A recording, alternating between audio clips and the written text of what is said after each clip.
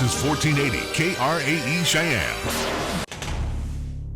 What you are about to hear is a sports talk radio show unlike any other that has ever before been broadcast in the capital city of Cheyenne, Wyoming, USA. This is Cheyenne, Wyoming's Sports Talk Authority. The Wyoming Cowboys, the Denver Broncos, the Colorado Rockies, and the Denver Nuggets. The show is local, it's regional, and yes, the show is national as well. Wyoming Sports Talk Today is on the air.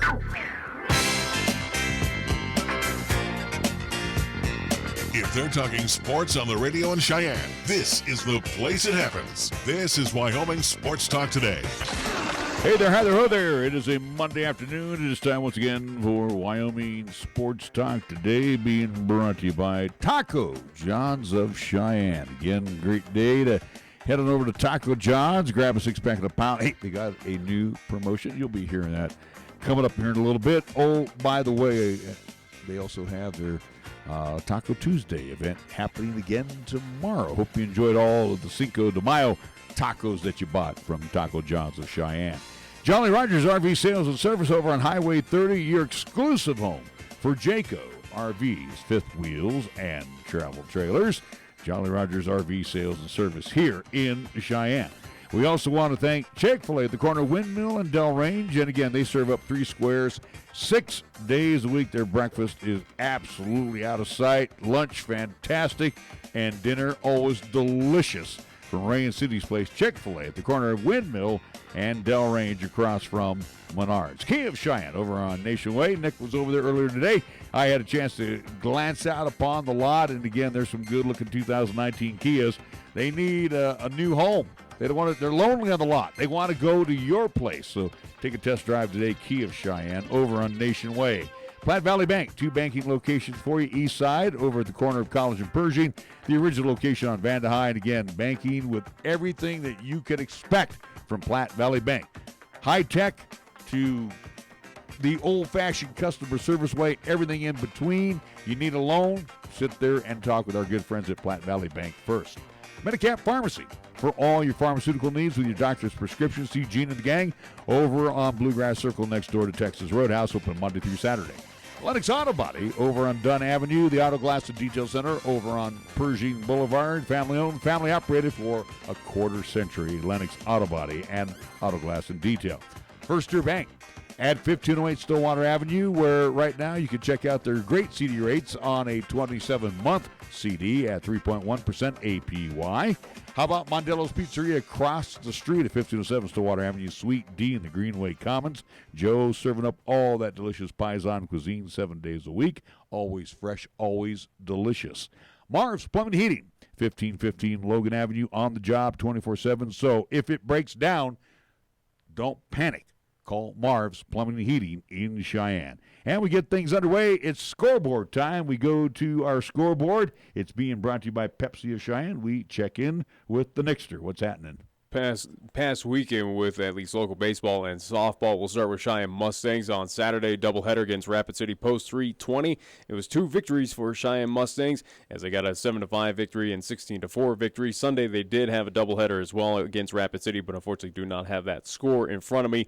Cheyenne Mustangs on this season so far, barring what happened against on those Sunday contests, they are 3-8 overall. Cheyenne Post 6 as well in action against the other Rapid City team, the Rapid City Hard Hats, over at Powers Field this weekend. Saturday's doubleheader. First game was an 8-1 loss.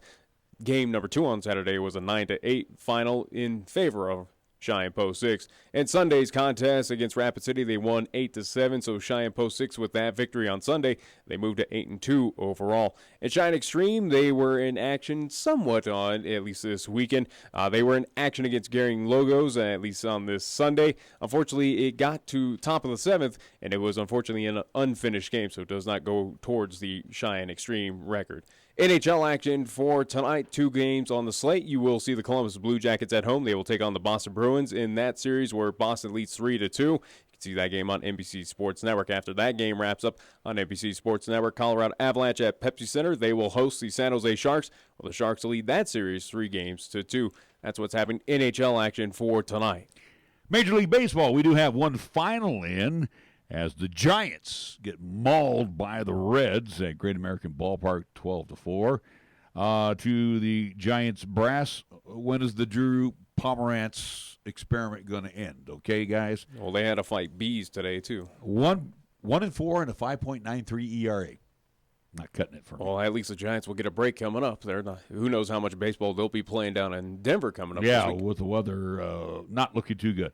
Games that'll be getting underway when we are still on the air, and hopefully we'll keep you updated on scores. White Sox at the Indians at 4:10, 4:35. M's and the Yankees at Yankee Stadium in the 5 o'clock era will be the Red Sox and the Orioles from Oriole Park at Camden Yards. Twins and the Blue Jays at the Rogers Center. Diamondbacks Rays at the Trop. 5:40 will be the Nats and the Brewers at Miller Park. It will be the Phils and the Cardinals at Busch at 6 p.m. 6:05, Marlins and the Cubs at Wrigley. 6:10, Astros hosting the Royals. 8 o'clock hour, Padres will entertain the Mets at Petco. Dodgers return home to face the Atlanta Braves. And we move on to the NBA scoreboard. Let's see what's happening for this evening. Bucks and the Celtics. They will hook up in the TD Garden with the Milwaukee Bucks leading that best of 7. 2-1 as they will hook up on the parquet floor. And that'll be at 5 o'clock, 7:30 Mountain Time. Will the Warriors blow it again? Or will they head back to Oracle up 3-1? That remains to be seen. Rockets and the Warriors from the Toyota Center. Golden State holding on to a 2-1 lead in that best of 7 series. Our scoreboard brought to you by Pepsi of Cheyenne. Hi, I'm Alex White, tea master at Pure Leaf. When I make tea, everything I know goes into it. You can't be impatient. When I craft Pure Leaf iced tea, I don't take shortcuts. Because I want you to have the same amazing taste of iced tea that I do. So I start with fresh picked tea leaves. Then, after they're delicately dried, I blend and brew them at a lower temperature to draw out their unique aromas. And then I taste and fine-tune the blend for a delicious smooth iced tea. I'd love to have you take a sip right now, but that's one thing we can't do over the radio. But you can experience the same delicious taste of Pure Leaf iced tea anywhere you are. I'm Alex White, Pure Leaf Tea Master. Pure Leaf, our thing is tea. You're listening to Cheyenne's new Sports Talk Authority. This is Wyoming Sports Talk Today on AM 1480 KRAE.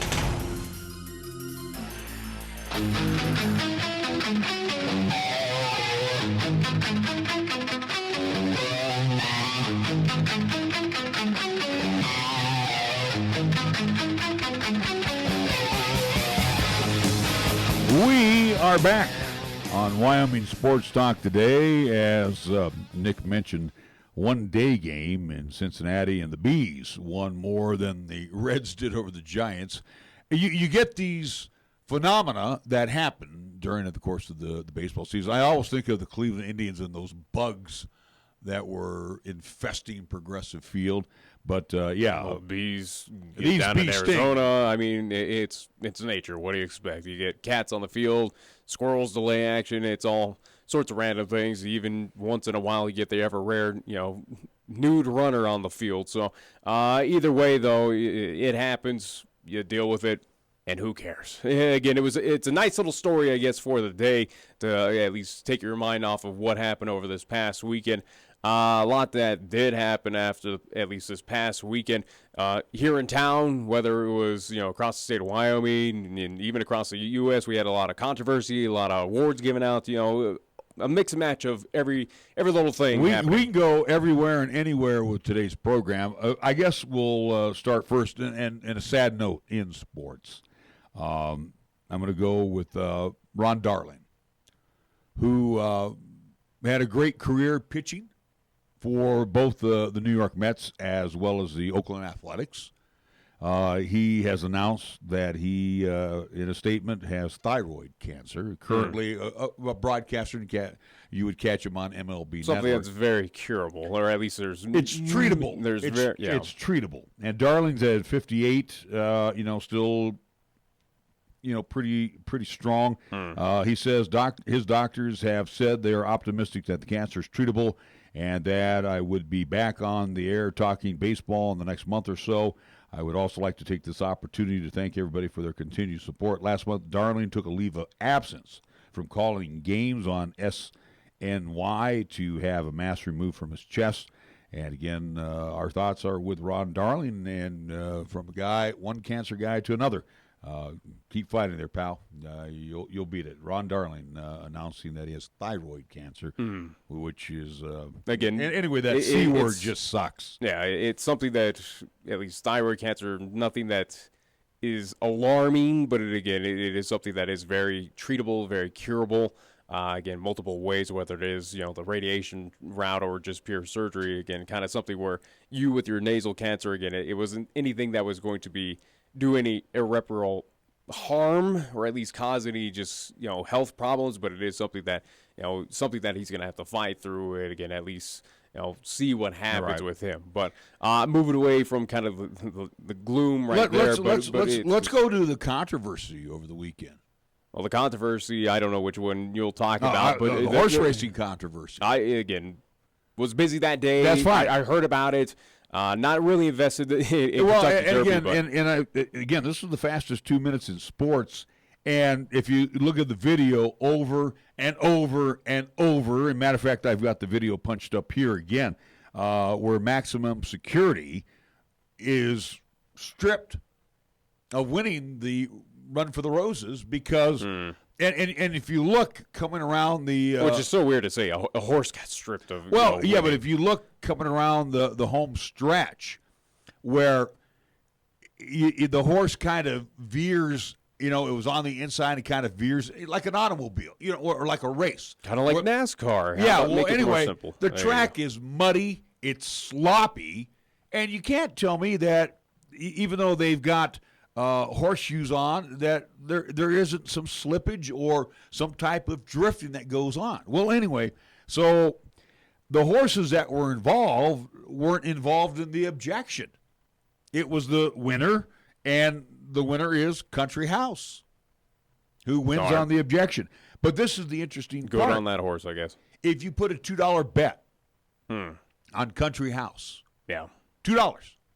Your take-home was $132.40. 65-1 long shot. Yeah. So the monies that were doled out. Well, what was the odds on for the original winner? Maximum Security, I think it went off. I can't remember what the odds were. I'd have to punch that up here real quick.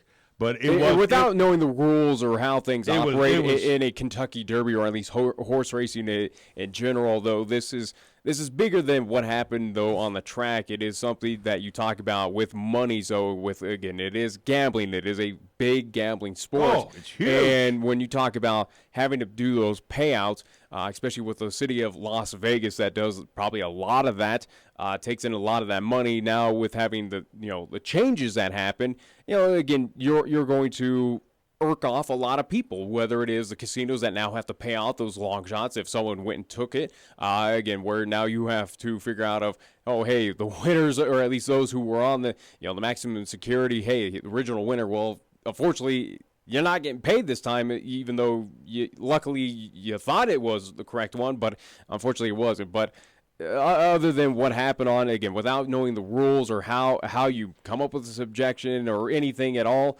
again, we're talking about a big controversy that's affecting now people in those who are expecting something or weren't expecting something, and just this big hullabaloo of well, why did you decide over this horse instead of the original winner? All right. Well, and then you also look at, too, with Maximum Security, as it went off, 9-2, 5-1. So, for every $2 you bet, you got back 9. That's 9-2 odds. A lot different than 65-1. Oh, yeah. And again, too, you have to watch the race. You have to watch it over and over. Could it be, again, without it, the race is done. It's in the past. It'll continue its controversy until, Belmont or whatever's next in line. But it is something where how big of a controversy is this going to get? Is it something that in the rules this was correct and called right? In fair, at least regarding Maximum Security, at least the other horse, I forget its name, but Country House, whatever. But either way, though, is it something that it was the correct call, it was the right move by officials, or was it something that is now going to kind of expand upon where you talk about odds as well of how big of a discrepancy, is this something where on the back end, is this a shady maneuver where monies were involved clearly, and this guy was close enough. Well, on the maybe in the slight replay he did something that was technically There is a rumor illegal. going around right now, Nick. There's a rumor going around that the track officials are NFL referees on vacation. So that's about all I can tell you. I'm not happy with it. And again, you have to if you had no dog in the fight. You didn't put money. Yeah, I didn't, because I was going to go after the favorite until he got scratched because of the sickness. But the deal is, you look at the video over and over and over, and again, it's their rules, and they ran by their rules at Kentucky.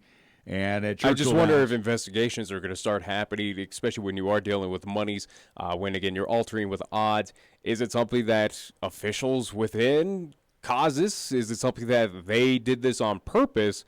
Again, where those payouts were big, and again, we're talking the big discrepancy. Is it something bigger than what we're seeing right now? Is it something that's going to turn out to be even more kind of scandalous after this one race? Again, only time will tell. Again, I'm looking as they're bunched up coming around. Again, it's track condition. There's so many things that are going on, and I do believe too we're going to be probably just right now well, guess on what? the We're web stream. We're still live on we're on the web stream right now, and again we are getting weather information, which you're going to definitely pass along here when we get back. But I look here and I just don't see it. I see that the horse kind of like skidded out, and I'm watching it again, and then corrects itself and gets back on the inside. But nobody's bumped. All it did was force the other horses on the outside to, take a path. It would be like, I don't know how to describe it. It's like track and field. You're in your lanes. Well, again, those are painted on. Again, for horse racing, you never would assume that you were in a specific lane, or if anything can. No, you got 20 horses all blasting to go to the inside. Well, again, you look at NASCAR. Hey, there's not really a lane. It's pretty much, hey, if you want to overtake or draft or on anything and move around, you have that option. I figure the same would apply for Kentucky Derby, where again, without having painted lines, or at least you're in a specific lane, or so to speak, like track and field. Again, to me, it seems it's all fair and balanced. Where hey. If there's nothing else of, say a jockey, kicking another horse or doing something, or a horse is bumping or something like that, where in NASCAR, for instance, where you can get those black flags or basically said, hey, you're taking off the track, you did something illegal. If there's no evidence of that, then why was this called then? What was the determination of why this should have been called? If there was nothing else that was kind of erroneous about what happened, there's more. The objection is how the horse. The I know, but the objection is how the horse veered out to block off the two other contending horses. That again is verboten. And here's the deal. So as that horse veers out, and then all of a sudden cuts back to the inside, leaving these horses, they're scrambling to get back in. We're talking about a race that is measured in thousands of seconds. Mm-hmm. And I understand the objection part. I don't see the infraction. And I've watched it over and over and over. And I think at Churchill Downs, and I'm going to agree with you, that I think they blew it. And I don't know whether the track officials will have to come into play or come to question. It's their final decision. And they're looking at the same video that you or that I have been looking at. They went over it over and over and over. They have their rules, what they go by, and they said, this is not right. There's an inquiry, boom, you're out. But you always wonder on these types of races, even though if it is kind of considered prestigious and, it has the history. Again, when anything, especially around the sporting world and where we are today, where, the sports betting is available and pretty much across the entire U.S., you have that option. You can make those deals when monies are involved and something like this happens. For me, again, when you have those controversy, there's got to be more of the story. Yeah, there just has to be. But pari-mutuel wagering has been around forever. No, I get that, but I'm just saying, if anything tied to it, it makes me stop and wonder where we do have this controversy. It's now been blown up where everyone is saying, "Hey, that was not the right call" or something. I don't think that would be the case. Again, I you think, wonder though. I'm not going to. I'm not going to toss it out. I'm not definitely tossing it out. No, I understand what you're saying, but I'm just saying, where do we move from here? Is this something where in this day and age where we tend to forget things, day of or next day, or within this kind of 48 news cycle, is it something that this is just going to go away, or are there entities right now going to look into it? Well, I mean, what's the next step here? Should entities, whoever that may be, investigate this? But see, for how many years that the Kentucky Derby has run at Churchill Downs to have one controversy. It just happened to be this year. That's a pretty good. A pretty good mark for the Kentucky Derby. Okay, but you asked then if they were perfect every other year, I said then why perfect. I said. Well, I'm just saying though. I think the whoever's in operation of the Kentucky Derby, I think they don't want it at all. Why let one slip if you've had so many few slip or at least get by in the past? Why do you want one now? And especially that it's been spotlighted now, is going to get even more spotlighted in this day and age of where news is readily available by everyone. Right now, it begs the question of what else is going to happen from this? What else could stem from this? Is it going to taint other races? Do ownership of these horses just say, hey, I don't like that? For instance, the ownership of Maximum Security, does he just, do those owners just go, hey, we're not competing anymore? Or they put up a protest or something like that. Who knows at this point? Well, I don't think there's going to be – I just don't see the lawsuits coming out. Obviously the trainer and the owner of Maximum Security is PO'd. There's no doubt about it. Because, again, with Maximum – here's the main crux of all of this. If you win the Kentucky Derby, which was the 145th annual running for the Roses, if you win the Kentucky Derby – it's not the $1 million plus purse that you win. It's putting your horse out to stud after it's all said. That's where you make your money. This is a Kentucky Derby winner. You breed champions. Maximum Security was 4 for 4 in races, had not lost, and basically ready to win, keep his perfect record intact. You know how much money that horse would have been worth? Not the $1 million like winning. I said, you talk about the horses and all this stuff and blah, blah, blah. That's all fine and dandy records. But, again, you're keying on to it. If it's all about money. It's what this horse's value is worth. It's now reversing it. It is something that money's paid out to that jockey, paid out to that ownership. It's deals, it's sponsorships, possibly. Again, you're talking monies of one simple decision where you wonder if that ownership group decides that something needs to be done, of saying, hey, you stole that money from me, that potential, that possibility, even from possible history. Again, we always talk about the Triple Crown. It could be a possibility. You need to win that first one to have those options, but it's something where I don't think this is going to die off soon. No. I don't think so, and I think something more, or at least something else is going to come from this, whether it is a lawsuit, whether it is investigation. Something has to happen. Well, here's the deal. If you go back to that race again, and you're right. I don't want to go back to the race. No, but you're right, and everybody else is right out there. But you pack the field with 20 horses. What do you expect down the stretch? I mean, they were all bunched up. Contact likely to occur, right? You have so much real estate, and with it's on a sloppy track. You know something is not right when it's a sloppy track. Sure. Again, you and me, anybody else, we walk on mud, we slip. Yeah. Okay? I understand that they've got horseshoes. And these are very. That's not doing a whole lot against mud, all right? Yeah. You can't. Mother Nature is winning on this one. But again, it's not all that bad. So is there a sports fixing going on? Is somebody in the take in there? I don't know. It wouldn't surprise me, though. It would not surprise me. And that's just me mean at this point. What are you going to say? Organized crime is involved in this? I'm not going to say something stupid like that, but I'm just saying, would it be a fix? Would it be someone on the inside doing this to gain financial? Again, alter, was it something that, this ownership group, I'm going to get back at them for whatever reason for some slight against an entity? I don't know, but it would not surprise me.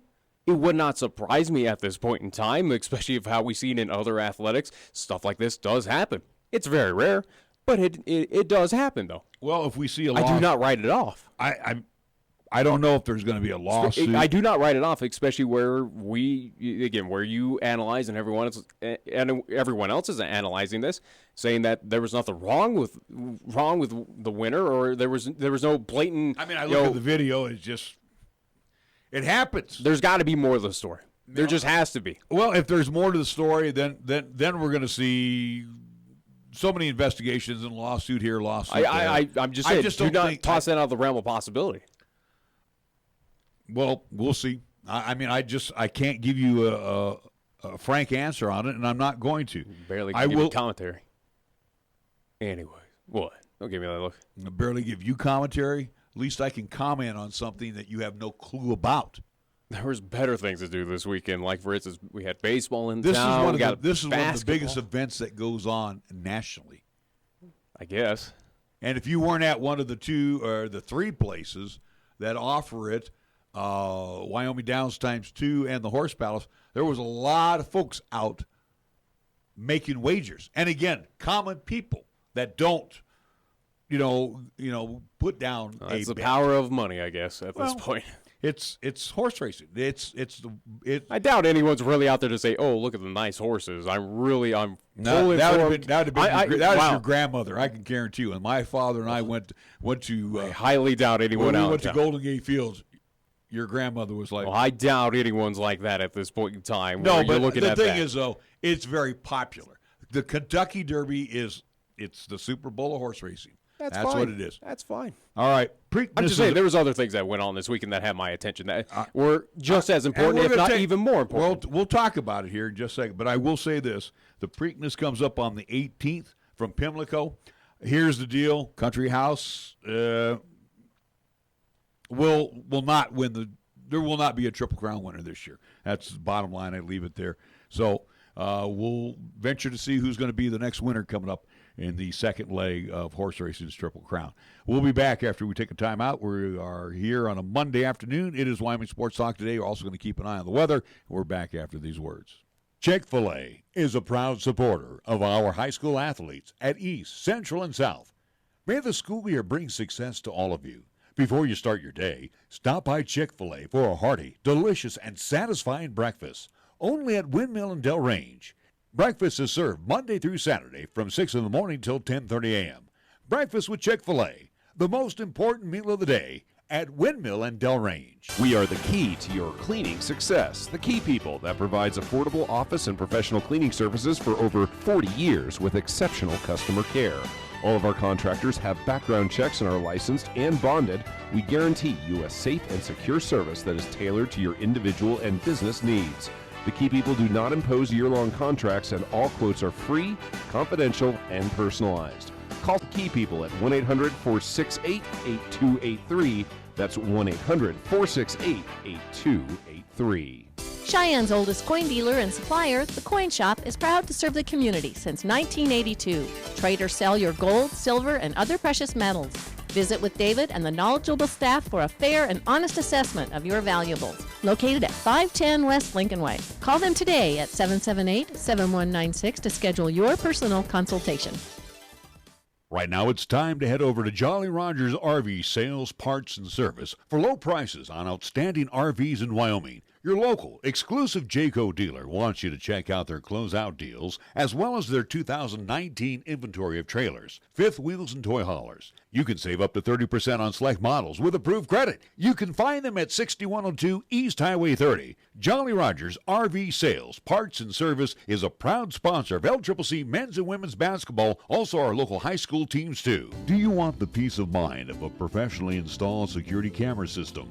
Then go with a name you trust, High West Digital Solutions, a High West energy company. The experienced team at High West Digital Solutions will customize a video security system for you, helping you keep an eye on everything going on inside or outside your home or business. Go to hwds.com or call 307-245-4333. High West Digital Solutions, the best choice, the local choice, the right choice for you. Hop into the KRAE Time Machine each Monday through Thursday for the golden age of radio, featuring famous radio classics such as Jack Armstrong and Suspense Theater, along with pioneers in the entertainment industry like Bob Hope and Abbott and Costello, along with many other performers who've captured our ears many, many years ago. Join us for the golden age of radio Monday through Thursday, 8 until 10 p.m. on 1480 KRAE, also 101.1 FM, and you can also stream all of our programming on 1480KRAE.com. Here's the latest weather forecast on 1480 KRAE. Weather-wise for today, partly sunny with light winds, expected daytime high of 64, a chance for rain and thunderstorms developing during the afternoon. For tonight, we're calling for a mostly cloudy sky with a chance of showers and thunderstorms. Our low dropping down to 39 degrees. Tomorrow, Tuesday, it's going to be cloudy. Look for a daytime high of 52 with a chance for showers and thunderstorms developing during the afternoon. And for Tuesday night, continue cloudy with a chance for showers and thunderstorms. Our low dropping down to 36 degrees. When it comes to sports talk in Cheyenne, it's a whole new ballgame. Let's play ball! You're listening to Wyoming Sports Talk today, and it's only here on AM 1480 KRAE.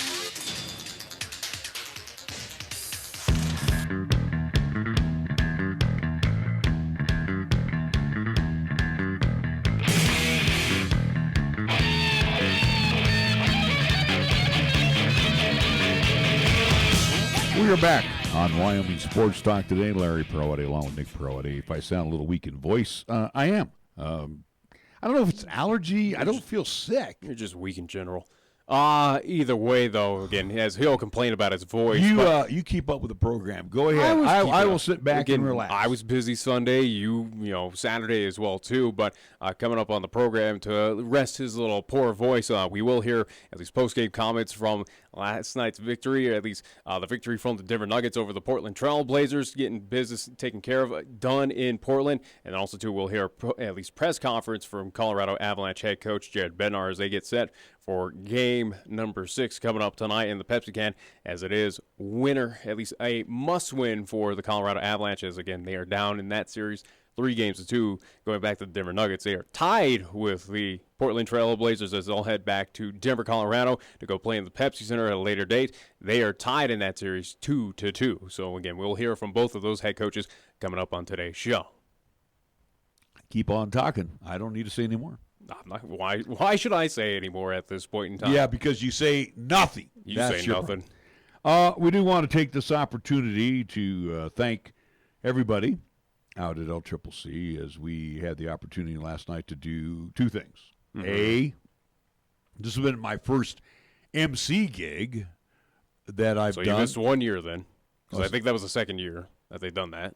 This third year for the guest piece. No one gave me a straight answer yesterday of what year it was. It was the third year. Everyone was saying it was the second, but all right. This was the first time that I'd been out doing an MC gig post-cancer surgery, so it's been a long time. We also web streamed it. YouTube did, and Periscope via Twitter. There you go. And again, obviously, which is archived, which you can rewatch, like the about 700 folks that did tune on the Periscope side, about 100 on YouTube. So again, all the friends, family, fans, whoever might have tuned in that weren't in attendance, again, who did watch that presentation. Again, it was just a fun evening. Again, getting recaps from women's and men's basketball by the head coaches there, by Brian Ortmeyer and Jason Ficca. Men's and women's soccer by head coach Vince Gibson, and also to Jim Gardner. And then last but not least, new head volleyball coach. Unfortunately, Austin Albers is doing business down in Pueblo, so he could not come up and at least recap the past season that was for volleyball when he was the head coach. But instead, new head coach Carrie Coates gave her thoughts on the team and just gave kind of her thoughts on what to expect, at least in the coming years, under her, at least, kind of leadership there for LCCC volleyball. And everything that she had heard about the past volleyball season. But, there were staff awards as well. We forgot the rodeo team. Oh, rodeo as well, too. Yes, LCCC men's and women's rodeo. Seth Galaus, well, unfortunately, Seth didn't have a whole lot to say, so it was pretty much a quick, at least, presentation. So, again, apologies to Seth Galaus, which we will try to get back on the show as well, too. Get a little update on LCCC rodeo as their season kind of wind down as well. But, again, every, at least, sport, every athlete at least got recognized, got that opportunity. At least those who were able to attend, some have already kind of moved on from their programs or at least outside of Cheyenne or had other commitments. So, but everyone had that opportunity to get recognized. So, again, it was a good event by LCCC, again, put on by athletic trainer Megan Shiflett. So she did a wonderful job, and thanks to her as well, too, getting us the information, getting you your script, getting me all the slides for the, at least for the web stream, live stream, all that fun stuff. So, again, thanks to her. And again, there were staff awards recognized by student athletes given out to those who have kind of helped out those athletic programs. And then there were individual awards, like, for instance, Male Athlete of the Year, Female Athlete of the Year, Team of the Year. What else? There was just a whole different variety. Yeah. And again, as I hear, we're being interrupted. Severe thunderstorm warning for Laramie County. For those of you not for the city of Cheyenne. On the web stream, and it's north of Cheyenne. With quarter-size hail that's being reported. So if you're out and about, and again, you got to understand, Nick, we go north. I get that. We go north about 70 miles. That's on the radio side. So guess what? Those radio folks who tune in on that north side will get that warning right now. Yeah, so again, just letting our folks on the web stream know right now that there's some severe weather, and unfortunately it's going to be hanging around for a while. Whatever. Is that time of year? I guess if you say for the next 3 days that we're going to have snow, yeah, that's our severe weather. Yeah, that's for early May. Yeah, that sounds about right for this, at least for May. But yeah, again, interesting weather, and we'll see what happens. This part of the world has events have changed as well too in this part of the world. Unfortunately, for instance, as we talk with Rebecca Valdez, head coach Cheyenne East, who is also to assistant coach for LCCC women's soccer, state events at least for state soccer, which is getting underway, might have to be altered. We'll see. We'll keep tuned in on what's going to happen with at least state soccer, which is going to be happening here in the city of Cheyenne. I do know, at least talking with Ty Lane, Cheyenne Post 6 manager, that they had to alter a few games as well, too, this week. For instance, today at 6:30, they'll be in Scottsbluff, Nebraska to get underway with a game. Hopefully, again, that storm is moving that way. But, again, they're supposed to take on the Scottsbluff Zephyrs at about 6:30 in Scottsbluff, so we'll see if that gets underway. They did also, too, have to move the Laramie Rangers game in Laramie due to at least snowfall. Again, it is supposed to snow for the next 3 days here, and they had to move that game to Tuesday, tomorrow, which is at least tentative, at least time for 6 o'clock there against the Laramie Rangers in Laramie, Wyoming. So at least wanted to at least pass along some of those changes and alterations.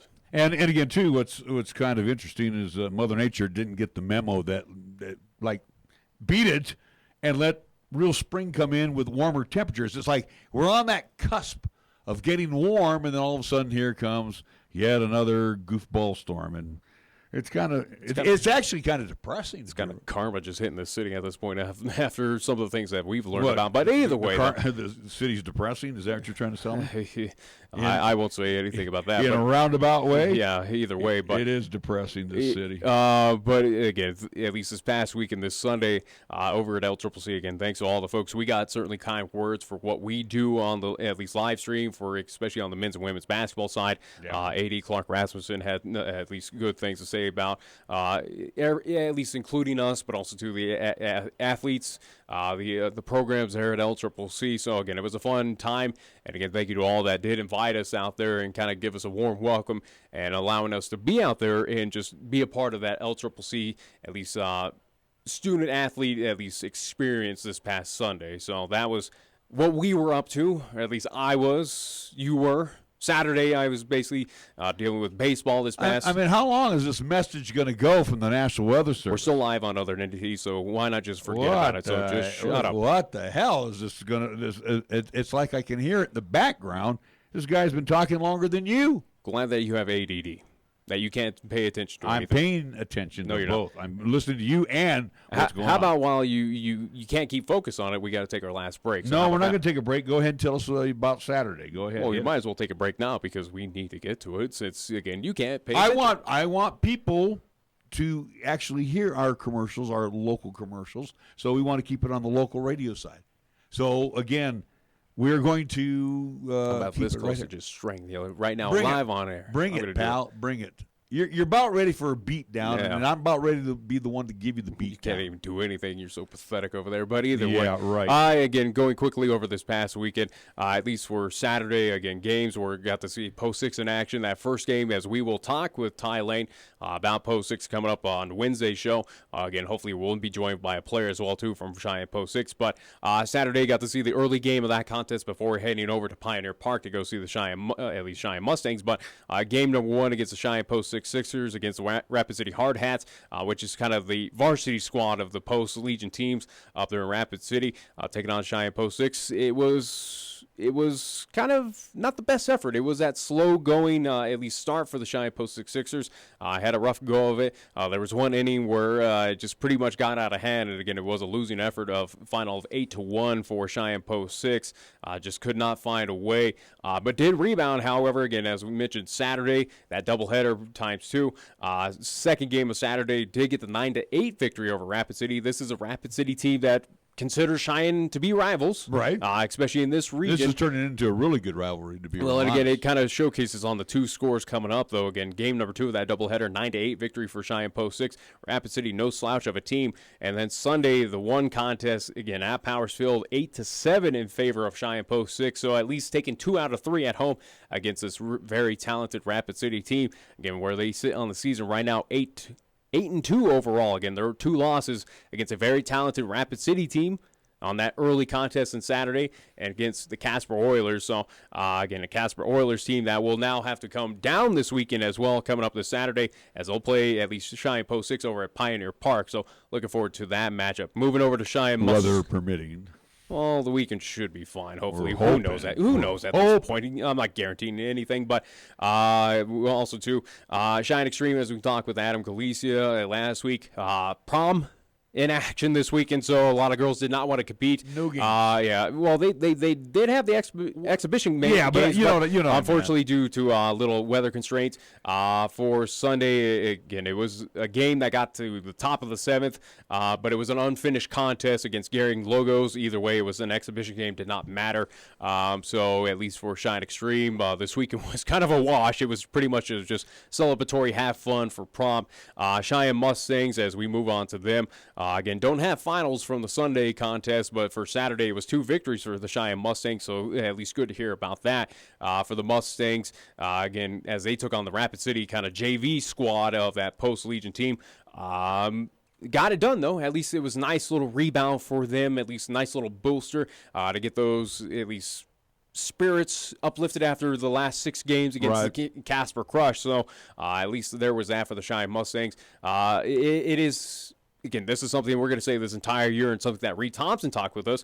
It is a very young team. It is a team trying to get adjusted to playing in varsity. These are some players that have not played in varsity level sports before, so they are getting used to kind of being in that spotlight situation. Put it in perspective, too, the Post 320 team that came down, not the varsity.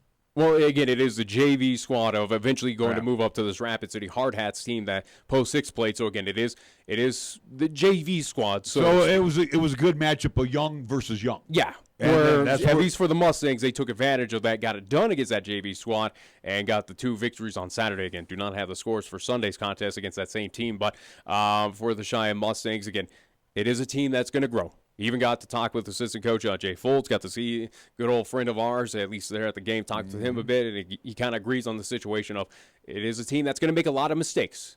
It's going to be kind of growing pains for this season throughout. That will hopefully develop for bigger and better things in the future for the Cheyenne Mustangs. But, again, a lot of errors, a lot of miscues, some phenomenal plays I did get to see out there. But overall, though, it is a team, at least from these victories, hopefully that kind of spurs nice little momentum for the Cheyenne Mustangs, gets a little confidence in this team to kind of move forward as they get into action, at least coming up. As for the Cheyenne Mustangs, they'll still be in home, but they'll be swapping with Post 6. They'll be playing at Powers Field coming up this weekend. Yes, weather depending. All right, 3:48 our time at K. What is it? At 1480 KRAE. I almost said KYOY. I'm like I said, I'm just totally out of it here today. So anyway, 1480 KRAE, 3:48 our time. We're going to take a timeout. We're going to come back, and we got more. Also want to mention on the program, too, that we got press conferences coming up from Mike Malone from the Denver Nuggets. Didn't I just say that about 15 minutes ago? And I'm just reminding people, and also Jared Bednar of the Colorado Avalanche. So we'll have those coming up in the 4 o'clock hour. Also, Nick posted something on Wyoming Sports Talk today. We'll rap about it. We won't say much because we're going to get an entity's thoughts, at least higher up. We got Ron Laird joining us here later in the week, Thursday, if I'm not mistaken. I do believe so. Yeah, he'll be talking with us, but we'll touch upon it and we'll throw it out there for your inspection. Well, and it is something that I pinned, so again, folks can at least see it when you have that opportunity. It'll be at the top of both the Twitter and Facebook site. Twitter at Nick Weil Sports, and also to our Facebook page, which you can simply search for of Wyoming Sports Talk today, or it's Facebook.com/Weil Sports Talk. Again, I've pinned that so folks can take a look at this and also to express their opinions and just get an understanding of what's kind of brewing right now across the state of Wyoming. And you and me, we had a good discussion about it today, and I threw out some variables out to you where, hey, it sounds good, but it can't work for everybody. Yeah. So anyway, we're going to take a time out. We'll come back, and we've got more Wyoming Sports Talk today after these words. Are you looking for a pharmacist who will actually take the time to talk to you? Then come to Medicap Pharmacy. We're dedicated to healthcare only, which means we'll fill your prescription quickly, and then we'll make time to listen, answer your questions, explain your prescriptions, and tell you about possible drug interactions. Medicap Pharmacy, we'll always make time for you. Medicap Pharmacy, 1947 Bluegrass Circle, next to Texas Roadhouse in Cheyenne. Or call 635-3712. First Tier Bank strives to remain competitive and offers some of the best CD rates in the community, as well as area banks and credit unions per Rate Watch reports. How does that make a difference to you? First Tier Bank can assist you in securing some of the best rates on CDs. First Tier Bank offers the personalized customer service you've grown accustomed to and deserve. Plus, feel confident that your finances are taken care of by a responsible, knowledgeable staff. Call 307-632-3500 and ask for Caitlin or Debbie. Member FDIC, Equal Housing Lender. When you say Mondello Pizzeria, think authentic Italian. When you say Mondello Pizzeria, think made fresh from scratch. When you say Mondello Pizzeria, think great pizza, delicious Philly cheesesteak, superb hot and cold Italian sandwiches, meatballs, sausage, and special subs, calzones, crisp salads, and great service. When you say Mondello's Pizzeria, think unmatched Italian taste. Mondello's Pizzeria, 1507 Stillwater Avenue, your only true Italian stop for lunch or dinner. Check out the huge savings this week at Town & Country Supermarket Liquors. Here are just a few of the terrific weekly specials. Our Cinco de Mayo Super Radio buys heard only right here feature Jose Cuervo Golden Margarita or Strawberry Golden Margarita, 1.75 liter bottle, $15.99. Estrella Jalisco Mexican beer, 12-pack, 12-ounce cans, $13.99. And El Jimador Silver or Reposado Tequila, 750 milliliter bottle, $14.99.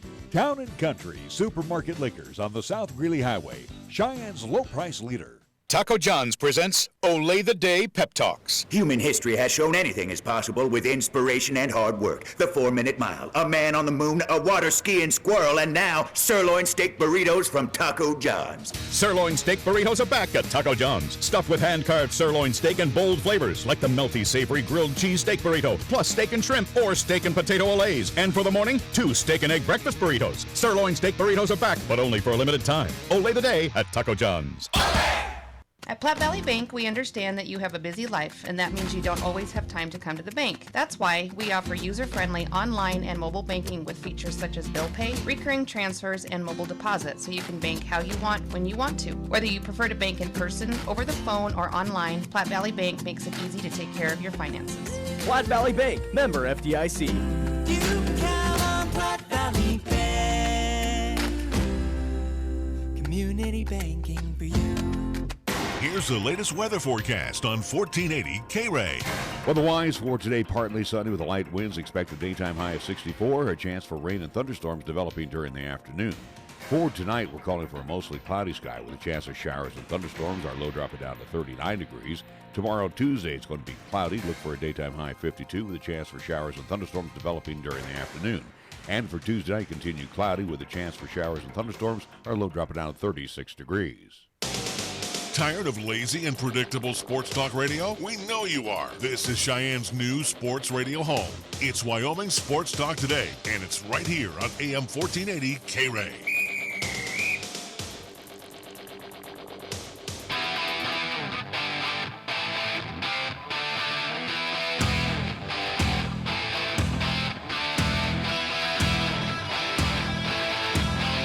We're back. Wyoming Sports Talk Today. If you missed out over the weekend, Friday, the Bucks beat the Celtics 123-116. Caught me off guard there in the TD Garden. So I told you that this Milwaukee team was moving. I know. You always told me everything.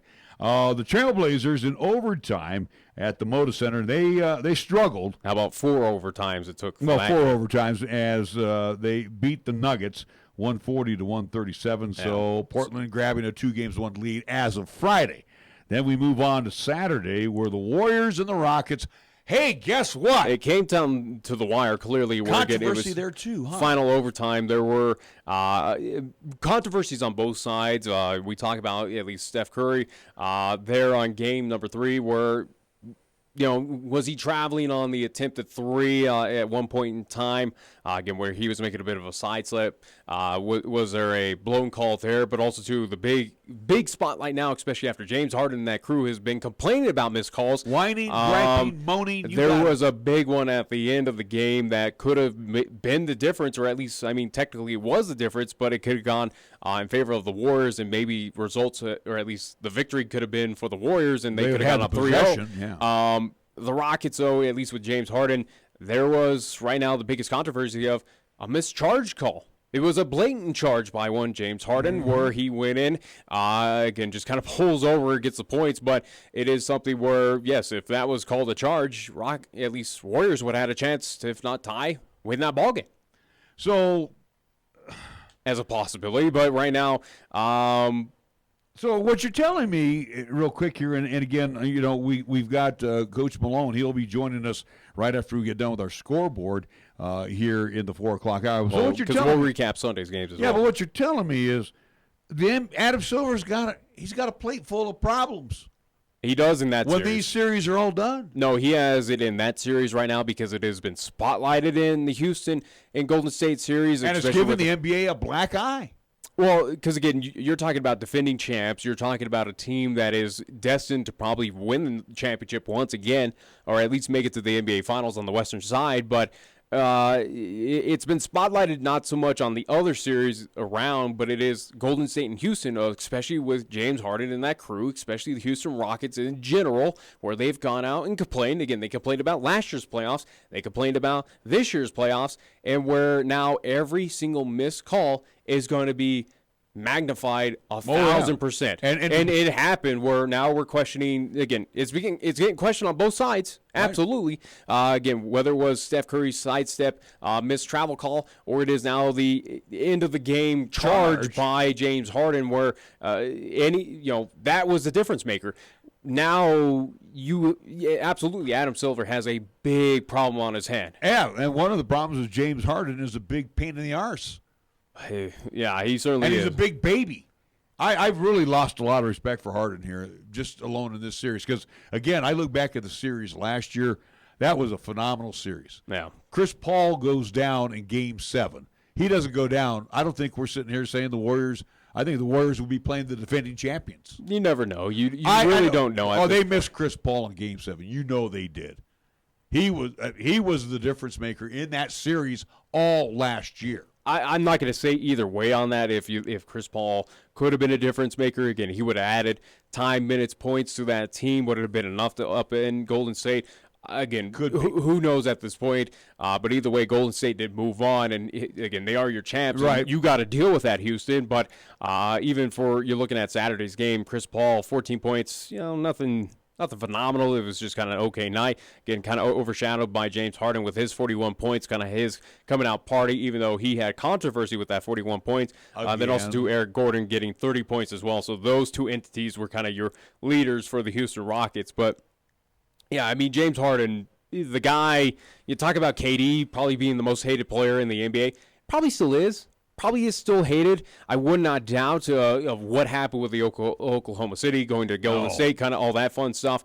But right now, I think James LeBron James going from Cleveland to Los Angeles. I think LeBron is probably taking a lot of heat, but also, too, I think right now of recent, it would not surprise you if James Harden has picked up a lot of that heat as well. Yeah, kind of getting focused away from those, those entities of Draymond, of KD. And the talking heads are like, hey, you know what?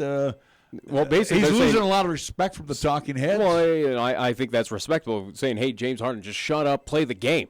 Try to be again focus on winning, putting points on the board, helping out your Houston Rockets team instead of finding excuses to defeat this Golden State team." Thank you. Well, he did. I give him credit last night, though. He put up and shut out. Saturday night. Saturday night. He did that, though, against the Golden State Warriors. Again, 41 points. You can't deny that. But, again, it was fine and dandy, but it didn't come without controversy, though, regarding James Harden, who was complaining about the refs. He's complained about bad officiating, calls going against the Houston Rockets. Well, a call didn't go for the Houston Rockets, or at least didn't go for the Golden State Warriors. And, his 41 points, it's just funny how it gets overshadowed by a missed call on him. Yeah. Boodly hoo to Mr. One James. Yeah, Harden. but either way, though, instead of sweeping this series, as I thought Golden State was going to do, instead they're now they got to win tonight. So hopefully, for our sake, since we're Warrior fans, that they'll pick up the victory tonight. Also on tonight's slate, by the way, will be Boston and the Bucks. That'll be Game 4 in the TD Garden. Last night, it was the Raptors beating the 76ers at the Wells Fargo Arena 101-96. That series is not up 2 games apiece. Go figure. Game 5 goes back to the Scotiabank Arena. This series is living up to what it was going to be. It's going to be a fun one. Good old-fashioned bar fight. You got 2 dog fights right now of Toronto and Philadelphia, and then the other game, it's almost appropriate that they played on the same day yesterday on Sunday, but Denver and Portland, those 2 series at least. They got to go 7 games. From a bar fight to a good old-fashioned dog fight you got going on here with the Nuggets and the Trailblazers. Nuggets win in the Moda Center where you didn't think they were going to win. You didn't have the faith in them winning in the Moda. Probably, I don't know about that. I probably said that I would think that Portland would take care of business. With that being said, Nuggets come out with a 116-1. I think both teams in this scenario, though, again, splitting in Denver, splitting in Portland, I think both teams at this point they got to be happy at this scenario, being tied 2-2. Now it comes down to 2 out of 3, where 2 are going to be in the Pepsi Center. For Portland, though, again, where you're taking on this juggernaut that is this Denver Nuggets team, a Nuggets team that is also trying to find its stride, or if not, has found their stride, but they're still being competitive. So hats off to Portland. Portland is still within these contests, still giving it all to the Denver Nuggets. And again, you're heading back to Denver Game 5, and it's tied 2-2.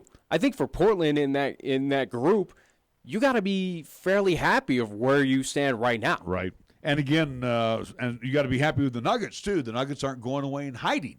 It's like, okay. I never anticipated Denver to do that. Well, but they won the first series. They won by the hair of their chin against San Antonio.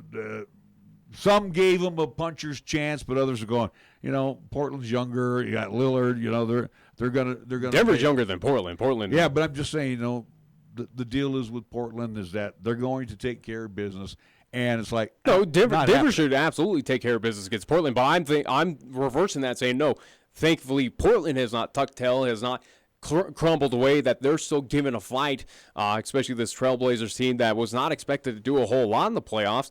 Now you're taking on the number 2 seed out of the West, the Denver Nuggets, that had a phenomenal season, and you're giving it all to them as well. Portland's been there. The Nuggets haven't been there. Right now, it's just showing that Denver is a mortal 2 seed. But this shows that this is a good series as well. So the Can will be hosting Game 5 between Denver and the Portland Trailblazers. We got to get to the top of the hour here, which we're already at. And when we do our business with Pepsi, we will have the press conference from head coach Mike Malone. So that's all coming up right here on 1480 KRAE.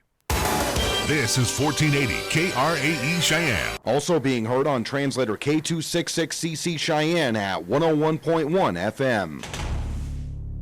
What you are about to hear is a sports talk radio show unlike any other that has ever before been broadcast in the capital city of Cheyenne, Wyoming, USA. This is Cheyenne, Wyoming's Sports Talk Authority. The Wyoming Cowboys, the Denver Broncos, the Colorado Rockies, and the Denver Nuggets. The show is local, it's regional, and yes, the show is national as well. Wyoming Sports Talk Today is on the air.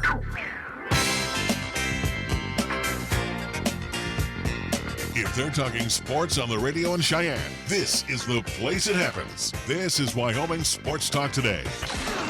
Hour number 2 of Wyoming Sports Talk Today being presented to you by Marv's Plumbing and Heating, 1515 Logan Avenue, on the job 24/7. Mondello's Pizzeria at 1507 Stillwater Avenue, Suite D, the Greenway Commons, open 7 days a week. First Tier Bank directly across the street at 1508 Stillwater Avenue. Check out their great CD rates right now, especially on their 27-month CD with a 3.1 APY. Lennox Auto Body over on Dunn Avenue. The Auto Glass and Detail Center on Pershing Boulevard. Again, family-owned, family-operated for a quarter-century. Lennox Auto Body. Medicap Pharmacy for all your pharmaceutical needs. Same location as always, Bluegrass Circle, next door to Texas Roadhouse. Platte Valley Bank, the original location you'll find on Vandehigh, the east side location at the corner of College and Pershing. Platte Valley Bank ×2. Kia of Cheyenne on Nation Way. Again, the lot is filled with some good-looking Kias that you definitely want to get behind the wheel, take a test drive. Oh, by the way, yeah, put your your X on the dotted line, and you will take home the Kia of your dreams today over at Kia of Cheyenne on Nation Way. Chick-fil-A at the corner of Windmill and Delrange, serving up 3 delicious squares Monday through Saturday. And again, Ray and Cindy invite you to come on by. Check them out, too, if you are planning some type of celebration, even Mother's Day. Hey, you know what? Go to CheyenneChicken.com. They'll even come and cater those special celebrations for you. Graduation, weddings, anniversaries. Chick-fil-A is always here for you. Corner of Windmill and Delrange. Jolly Rogers RV Sales and Service on Highway 30. Your exclusive home for Jayco RVs, fifth wheels, and travel trailers. And you'll find a lot full of Jayco products for you to inspect today. Jolly Rogers RV Sales and Service on Highway 30. Taco John's of Cheyenne, you just heard the ad for their sirloin steak burrito, is back. It is delicious. It is good for breakfast and for lunch. And it's now available at all Taco John's of Cheyenne. And we get the program underway in hour number 2 with our scoreboard. It's being brought to you by Pepsi of Cheyenne. Here's Nick. Well, before we get to the weekend that was, and also the scoreboard, do want to notify a few folks as well. Again, just pass along my way, at least for the long weather announcement that we just had as well. At least do have an understanding that we have a tornado warning for central Laramie County in southeastern Wyoming. This is in effect until 4:15 p.m. Mountain Daylight Time. At about 3:41 p.m., a severe thunderstorm capable of producing a tornado was located near North Cheyenne, or 9 miles north of Cheyenne, moving east at 30 miles per hour. The hazard is that it is a tornado with quarter-size hail. Source was weather spotters reported a funnel cloud. So just notifying as I hear that the at least National Weather Service announcement's going live right now. But either way, for our live streaming folks, again, there is a tornado warning for central Laramie County until 4:15 p.m. today. The weekend that was for baseball. We'll recap it really quickly here as I catch my breath after that one. But Cheyenne Post 6 in action this past Saturday and Sunday, at least 3 games against Rapid City Hard Hats. Game number 1 was an 8-1 loss against Rapid City. Game number 2 was a 9-8 victory for Rapid City, or at least for Cheyenne Post 6. And Sunday was an 8-7 victory for Cheyenne Post 6. So they moved to 8-2 overall. For Cheyenne Extreme, they were in sort of action this past weekend, as on Sunday they had a game against Gehring Logos, but unfortunately it was an unfinished game, but either way it was an exhibition, so it did not matter. And for NHL action for tonight, Columbus Blue Jackets at home, they will take on the Boston Bruins in that series, where Boston leads 3-2 on NBC Sports Network. After that game wraps up on NBC Sports Network, Colorado Avalanche at home at the Pepsi Center, they will host the San Jose Sharks, where the Sharks lead that series 3-2. That's what's happening in NHL action for tonight. Major League Baseball on the web stream for you this afternoon. It is the Reds already have beaten the Giants today. They also beat the Bee Stings. I don't know, I think a couple of them got popped But the Bees were winning for a while. Then the Reds came on the field and clobbered the Giants 12-4 this afternoon at Great American Ballpark. Giants are going, great, we're out of here. 4 o'clock games, that'll be getting underway here in about a couple of minutes. White Sox at the Indians, 4:35. We'll have the M's taking on the Yankees in the Bronx. 5 o'clock hour will be the Red Sox at the Orioles, Twins at the Blue Jays, Diamondbacks will take on the Rays in the Trop. It will be the Nats and the Brewers at 5:40 at Miller Park. 6 o'clock games, Philadelphia visits the Cardinals. The Marlins will be entertained by the Cubs, and the Astros at Minute Maid Park will entertain the Kansas City Royals. 8 o'clock games, we'll have the Mets versus the Padres at Petco, and the Dodgers back at Chavez Ravine. They will host the Atlanta Braves. On to the NBA slate for tonight. Here's what's happening on the hardwood. Couple of games. Bucks and the Celtics hooking up again at the TD Garden, with the Milwaukee Bucks holding on to a 2-1 lead in that best-of-7 East semifinals, Western Conference semifinals tonight from the Toyota Center, with the Rockets hosting the Warriors and Golden State leading that best-of-7 series 2-1. Our scoreboard brought to you by Pepsi of Cheyenne. On the way, comments from head coach Mike Malone on the Nuggets win last night in the Moda Center. Yo, this is your cup holder talking. You know me, the little round thing between your car seats. Now, listen, we need to talk. Now, I normally have a nice cold bottle of Mountain Dew in me, but at the moment, I'm empty. That's right, no Mountain Dew. Nothing in here but a couple of quarters and a dime. A fully capable cup holder like me just carrying your loose change, it's embarrassing. Look, I'm not made for loose change. I'm round like a bottle of Mountain Dew. Glistening, cold, and delicious. I'm made to keep Mountain Dew within reach at all times, so you're never far from that incredible bold citrus kick whenever you need it. Just inches from your hand. So find the store already, grab some Dew, toss it back, then place that bottle where it belongs, and put that loose change back in your pocket. Mountain Dew. Do the Dew. Got something to say? Then get it off your chest right now. Phone lines are open at 307-514-1071. Make your opinion count and call the show. Wyoming Sports Talk today.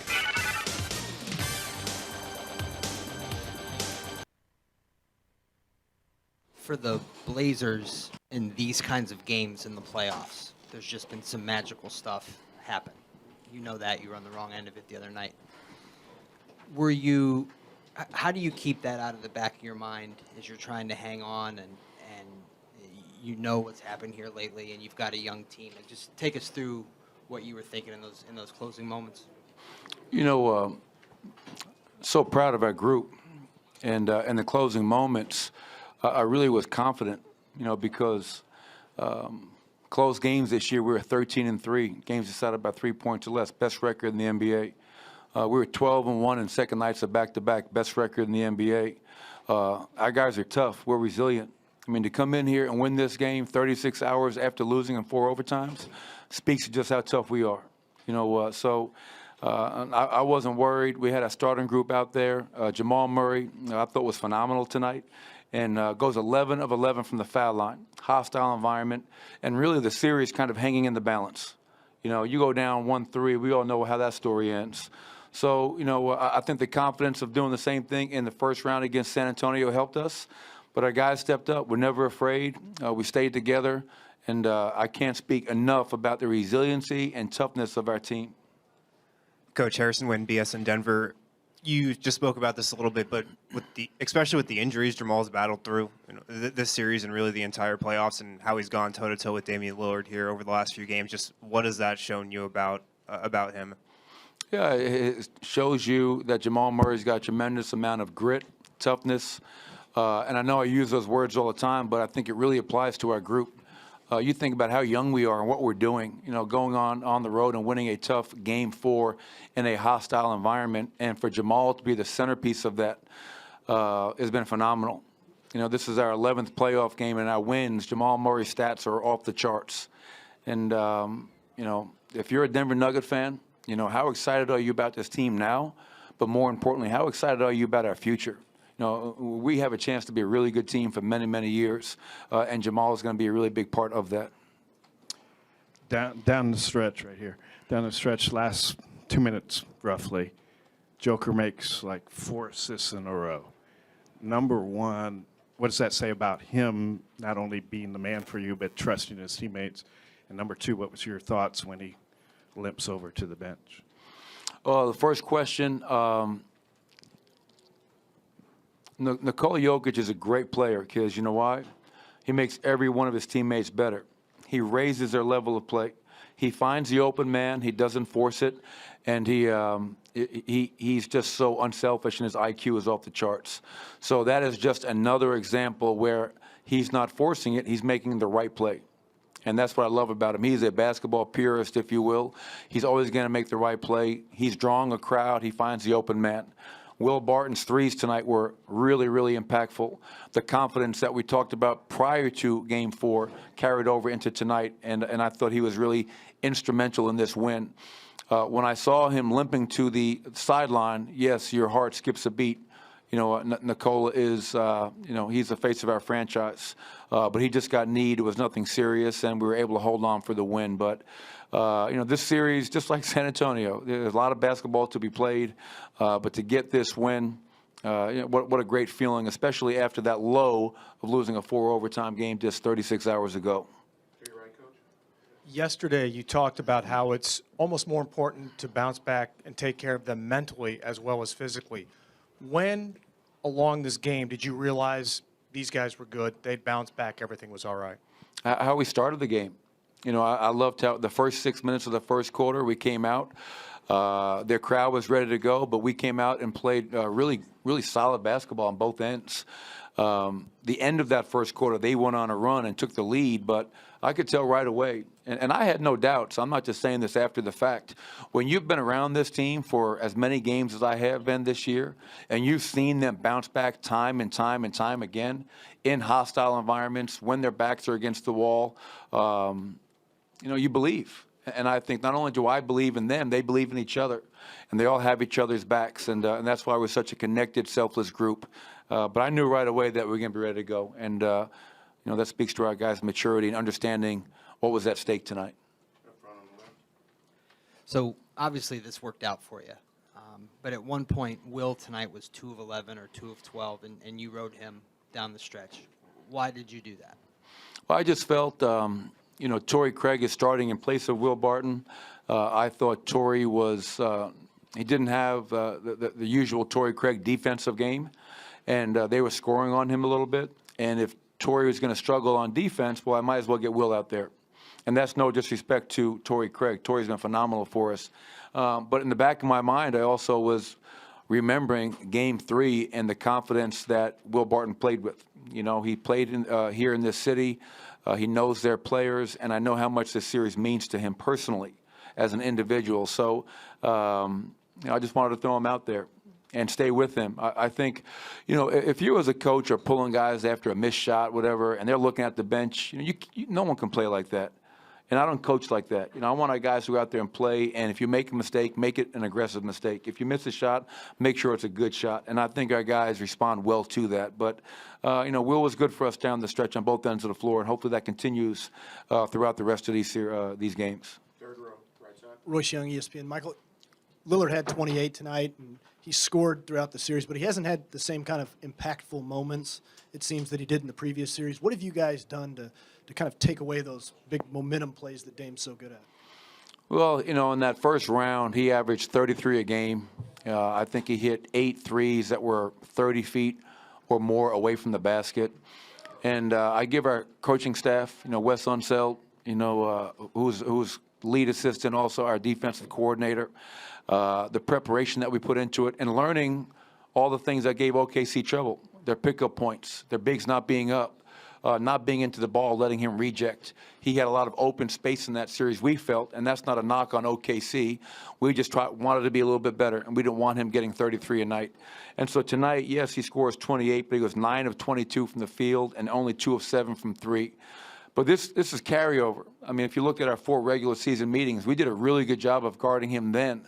So our players have confidence in that. We have confidence in guarding CJ, and we know we haven't done anything yet. It's a tied series. We've taken home court advantage back, but Dame is capable of putting up 40 and 50 in a heartbeat. So by no means are we thinking that we figured him out. It's just going out there and doing it for 48 minutes because he keeps on coming at you, and our guys have really responded well to that. Last question, left side. Mike Singer, Denver Post. You always say Jamal plays best when he's emotional. Why do you think that unlocks the best in him? Because that's who he is. When he tries to play just a low key, non-emotional game, I think he's just an average player. And a lot of guys can't play with emotion. Being in the league for 18 years, some guys, they get too emotional and they get out of control. When Jamal plays with that emotion, that fire, that passion, that brings out the best in Jamal Murray. And, he was fantastic. I mean, to come on the road, first time going through the playoffs, 34 points, 5 rebounds, 4 assists, and 11-11 from the foul line. That kid has grown up in front of us. I mean, and Nicola's been the talk of the playoffs for us, rightfully so. He has another triple-double tonight. But, Jamal Murray's not far behind. I mean, in our 6 playoff wins, he has been a complete stud. And that's going to need to continue in these next 3 games. Supporter of our high school athletes at East, Central, and South. May the school year bring success to all of you. Before you start your day, stop by Chick-fil-A for a hearty, delicious, and satisfying breakfast. Only at Windmill and Del Range. Breakfast is served Monday through Saturday from 6 in the morning till 10:30 a.m. Breakfast with Chick-fil-A, the most important meal of the day at Windmill and Del Range. Is excess weight affecting your health? Have you decided to do something about it? The Weight Management Program at Consultants in Surgery at Cheyenne Regional Medical Group can help improve the health and well-being of people who are overweight and struggling with diabetes, hypertension, high cholesterol, and sleep apnea. Why wait? The time is now. To see if weight loss surgery is right for you, call 307-632-1114 or visit CheyenneRegional.org/weight loss. We're starting our 14th year and we still believe in putting you first by making it easy to own a new Kia vehicle. I'm AJ Miller for Kia of Cheyenne, and right now, we can help get you into a new 2019 Kia Sportage for less than Honda CR-V, Toyota RAV4, or Ford Escape. The 2019 Kia Sportage comes standard with power adjustable rear view mirrors, rear camera display, remote keyless entry, and more. Come into Kia of Cheyenne, call 775-0123 or go to KiaofCheyenne.com. We'll make it easy. Right now it's time to head over to Jolly Rogers RV Sales, Parts, and Service for low prices on outstanding RVs in Wyoming. Your local, exclusive Jayco dealer wants you to check out their closeout deals as well as their 2019 inventory of trailers, fifth wheels, and toy haulers. You can save up to 30% on select models with approved credit. You can find them at 6102 East Highway 30. Jolly Rogers RV Sales, Parts, and Service is a proud sponsor of LCCC men's and women's basketball, also our local high school teams too. When you say Mondello Pizzeria, think authentic Italian. When you say Mondello Pizzeria, think made fresh from scratch. When you say Mondello Pizzeria, think great pizza, delicious Philly cheesesteak, superb hot and cold Italian sandwiches, meatballs, sausage, and special subs, calzones, crisp salads, and great service. When you say Mondello's Pizzeria, think unmatched Italian taste. Mondello's Pizzeria, 1507 Stillwater Avenue, your only true Italian stop for lunch or dinner. For almost 60 years, 1480 KRAE has been Cheyenne's home for good times and great oldies. Add to that live play-by-play sports featuring high school football and basketball, along with LCCC men's and women's basketball. Now combo that with KYOY FM and you have Cheyenne and the area's only locally owned AM and FM radio stations. But we don't stop there. We also have 2 FM translators which serve the area with programming from both KRAE and KYOY. And that equals a lot of bang for your advertising dollar. Radio yesterday and now today, along with our websites, web streams, and digital ventures makes us your one-stop shop. For more information, please call Don Morris at 307-637-0301. Here's the latest weather forecast on 1480 KRAE. Weather-wise for today, partly sunny with light winds, expected daytime high of 64, a chance for rain and thunderstorms developing during the afternoon. For tonight, we're calling for a mostly cloudy sky with a chance of showers and thunderstorms. Our low dropping down to 39 degrees. Tomorrow, Tuesday, it's going to be cloudy. Look for a daytime high of 52 with a chance for showers and thunderstorms developing during the afternoon. And for Tuesday night, continue cloudy with a chance for showers and thunderstorms. Our low dropping down to 36 degrees. You bleed brown and gold? So do we. Wyoming Cowboys football and basketball is always front and center on this show. This is Wyoming Sports Talk Today, and it's here on AM 1480 KRAE.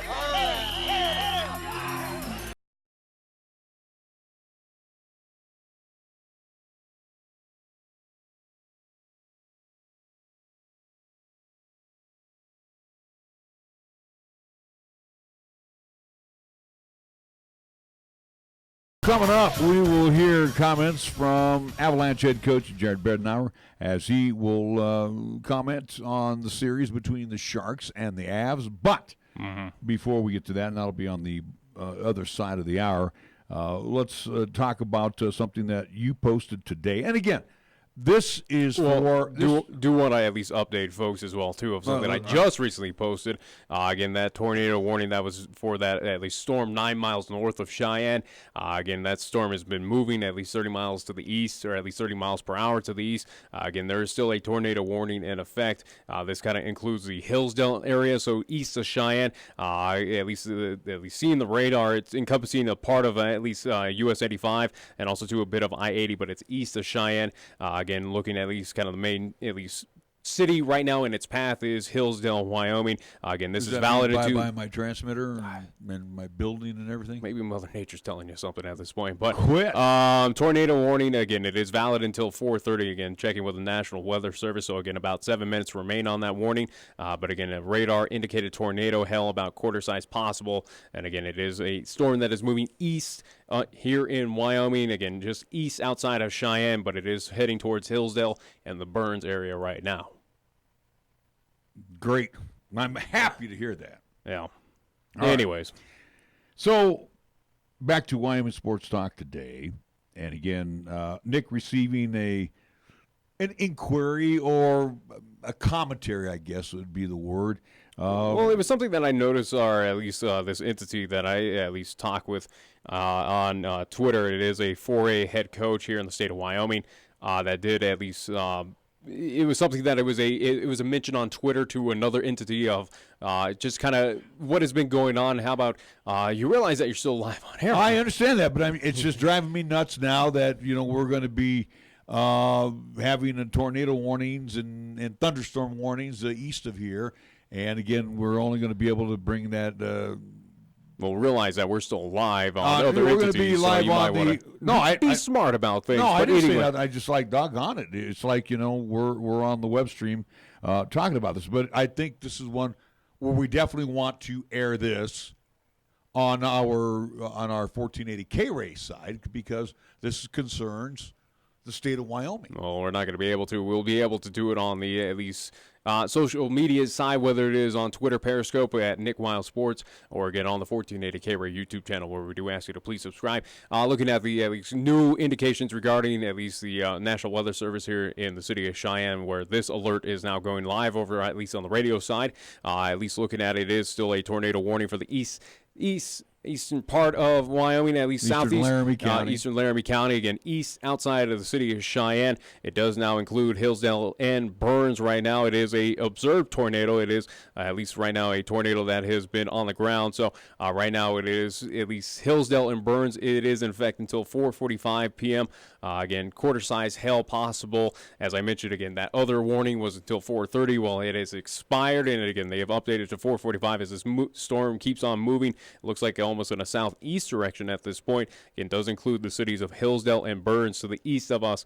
Again, an observed tornado warning right now for you folks out there in the southeast portion of this state. So again, keep an eye out. Find shelter immediately. Right now, again, tornado warning to the east of here, the city of Cheyenne. So we're back live on 1480 KRAE 101.1 FM. And again, those of us that have been streaming on 1480krae.com. So we go back to what we were talking about before. And again, weather. We're going to get interrupted all the time. I know weather's important. Yeah. And again, I guess a coach, 4A coach, has been going back and forth with Nick on Twitter. It is a head coach of the Class 4A. Again, not going to mention who it is. Again, let that name out there. Again, out of the respect to that entity. We've also made a call, and he will be joining us on Thursday, and that will be Wyoming High School Activities Association Director Ron Laird. We're going to ask Commissioner, President, all that fun stuff. We're going to chat with him about this. Now, again, you've had some people responding back to you saying this has already been brought up before. Well, let's get all this all tied together in one thing. But again, talking with this Class 4A head coach right now, again, as we talk with, at least sent me a message via Twitter, kind of a direct personal message where he was talking about just Without, again, you can see it online. I've posted it on both Twitter and the Facebook side, but just kind of give it brief. Where the concern is that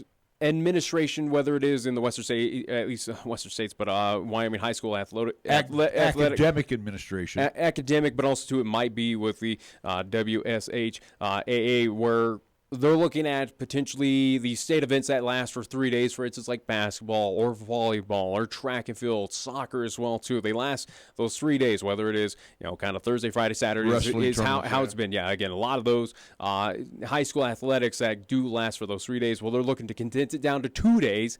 At least that's kind of what's been rumored. Now, regarding that, at least folks from YO Preps that do a phenomenal job up in the Casper, along with like Frank Gambino, again, Kevin Coley, they responded back to me on Twitter saying that the the Wyoming High School Athletics Association did talk about this last year, but they did, at least the board of directors did vote it down. But it's just very interesting, though, that this coach is still bringing this up, even though at least that has been drawn down last year. But is it something that it's being brought up again for reconsideration? And is this more so? It sounds like it's on the academic administration level of that they want this to be done again. At least moving from 3 days to 2 days of these state events. Where again the concern as well too for this head coach of his athletes of saying, it's going to tire out my kids. They're not going to have many opportunities. They don't have that extra day to be scouted by coaches, college opportunities. It's something that it puts us where the state of Wyoming's already behind the 8 ball of just being out here kind of with, in the middle of nowhere. In the middle of nowhere, you only got the one university that's probably looking somewhere else at this point in time. But again, we're already behind the 8 ball. Right, why do this even more to our kids where, again, you take away that extra day to give them that opportunity where, again, with every head coach we've talked with on the high school level or even with the Cheyenne Stampede, whatever it may be, again, the end goal for these student athletes, or at least for these head coaches, is they want their student athletes to move on to the next level. But they also need to graduate. No, absolutely. So there's a fine line on that. Yeah, you're in a catch-22. But let's dissect it as best we can. We know football's out of the equation because that's Friday only, and then Saturday for a championship. So volleyball in the fall. You also have golf. You have tennis. Yeah. So you have all these fall sports. This is the first semester where they would be gone a Thursday, Friday, Saturday. Don't have to worry about them being pulled out of school, say, Wednesday. They probably might be able to attend some class on Thursday before pulling out to go, depending where the state event is going to be held. So you're losing maybe a couple of days of classroom during the fall because the weather's much better. Now your winter sports, wrestling. And again, I don't want to forget swimming, too, because you have your swim meets and all that. And again, we're talking about you're losing classes where even in collegiate athletics, you have to deal with that, too. But again, with technology is today, and again, athletics have been around in school, in high school sports, collegiate sports for however many years at this point. You would think that teachers, administration, they understand of how do we get that homework, how do we get that learning to those student athletes who are competing in our sports because they have the right to do that, and they're able to do that. Now, on the high school athletics side, with this head coach talking about this, it is also it is about his athletes of tiring them out, again, condensing down 3 to 2. Doing everything in 2 days. It is also, too, of not getting them those scouting opportunities by college scouts, by semi-pro, whatever it may be, taking away that extra day where that college coach could be out here. Well, they can't be. Well, it's condensed down. And again, the dominoes kind of fall where tired, all that fun stuff.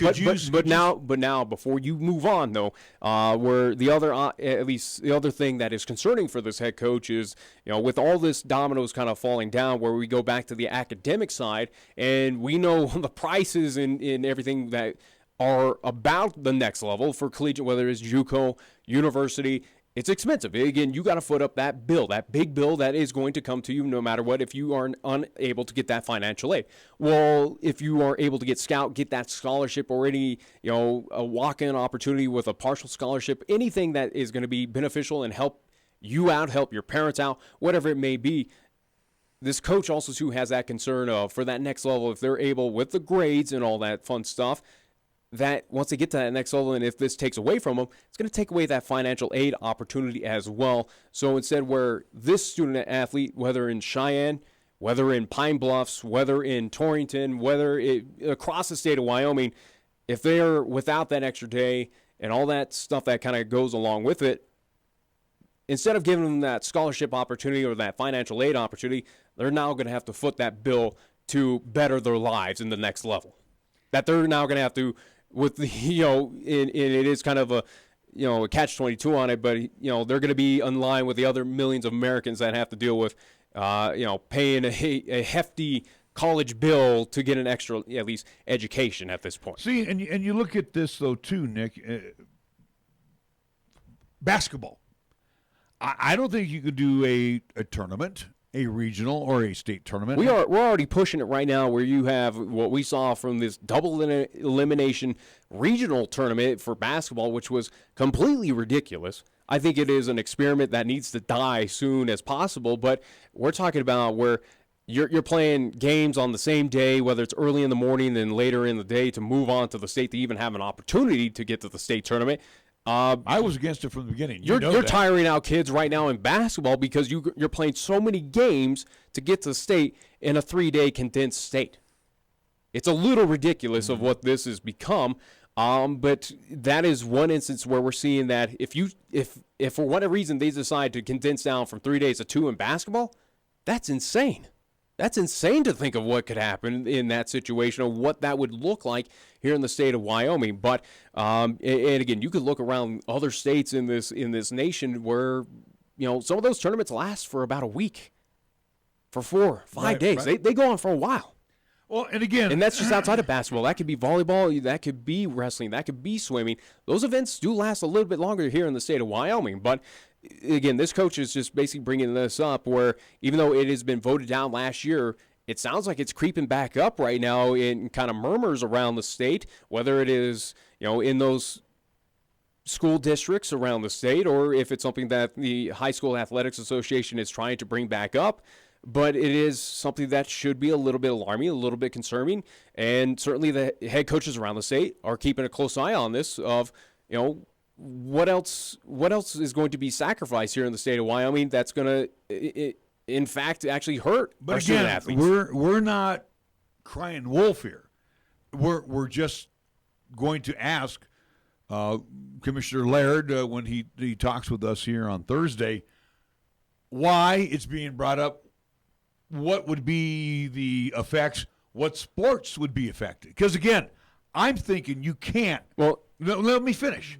You can't mess with basketball. Basketball makes too much money. You're foolish if you're going to condense that down from 3 days to 2 days. Ain't going to make the money. No, that'd be absolutely just dumb. And I just don't see that happening. It's got to be a 3-day event. But is it also to an economic side where it is making some money, but are you breaking even with these 3 days? For instance, coming down to Cheyenne for the regionals this season, where you did have those northern schools, the 2 Gillettes, you had the one at least Natrona team that had to come down, Laramie as well too, heading on over, and you were fortunate enough with the 3 Cheyenne teams here. Our understanding is next year it's going to be up in Gillette, I do believe so, for the regionals. But again, where you have to assume and pretty much book those 3 days, for instance, even Natrona, I think they had to book probably those 3 days. And granted, some hotels can work with you to give you back the refund, but you have to foot up that bill immediately to go. You may have to book on Wednesday night, depending on weather, because it's March. Yeah. Again, where we did see snow as well too during that regionals, where some teams couldn't leave out of the city of Cheyenne due to the weather, but you do have to foot up a bill, so to speak, to at least get those hotels, food, everything else, transportation on top of that, gas with those buses. Again, that is all a foot of the bill. And is this the main reason why folks here in this state are contemplating this? Is it outside of an academic thing of are these administrators not so concerned more about the grades of these student athletes? Is it more so a money issue? Is it so a thing where, for instance, again with Natrona County, you had to wonder if that team had to foot up for 3 days to anticipate if the Lady Phillies or if the Mustangs moved on to the championship game on Saturday here in the city of Cheyenne. I think so. Yeah. You had to anticipate that. Well, you got to do that, but also, like I said, hotels can work with you, but not knowing the financials or what happened if they were able to. Again, that's neither here nor there, but you wonder if this is an issue or if it's something that's going to be a growing trend and continue on where, again, this head coach that messaged me says it may not be now, but look forward in a year or two from now. I don't think it's about academics more than I think it's about finances. Yeah. And if you could slice off a day off a hotel room, because, again, what we were talking about earlier today, you and me, is where things are being cut or, activities are, and I don't want to use the word activities being cut short, but, again, finances are the budgets are being cut. Yeah. Okay? Well, hotel room rates still continue to rise. Well, So- and especially where, hotels, these chains And do realize, food. they do understand, again, those rates kind of like plane tickets where depending on that time of the year, they realize, kind of state tournament time up in Casper, those rates go high because it's availability. It's also too of, again, you're trying to milk as much money as you can get out of these folks heading that way because those rooms are going to be occupied. They're premiums, yeah. They're a premium coming up. So it is something where you wonder if it is a bit economical or what's going to happen with all of that. But again, you look at the lesser, and again, this is no disrespect to the wrestling and to the volleyballs and to the track and fields, and I go right down the list to the golfs. But again, these are the lesser money-making sports. And as I hear, we're going back now strictly on the web stream. Focus. So again, these are the lesser money-making programs. Volleyball might make a little more money because of that event, and maybe wrestling.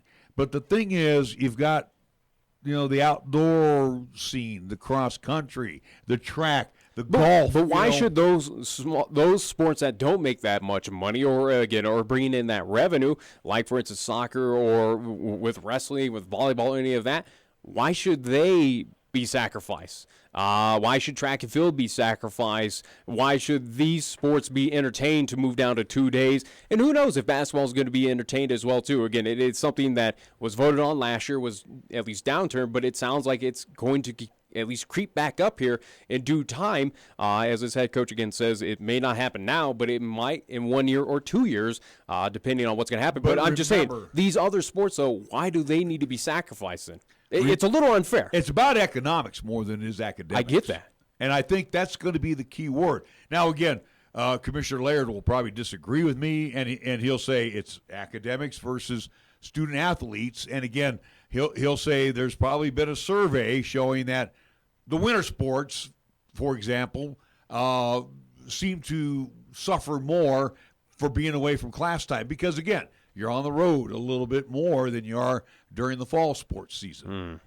So, again, we have to, before we can speculate, and again, I've drawn some of my own conclusions on this, but I have a feeling that it's more geared towards the spring sports where the kids are out more. Again, you got to look at seniors graduating in May. No. You got to look at you're getting towards the end of the school year where you have finals, midterm, papers, whatever the case may be, Nick. But again, you're looking at that time of year where most of the activities are ending here in May, and they're away from the class.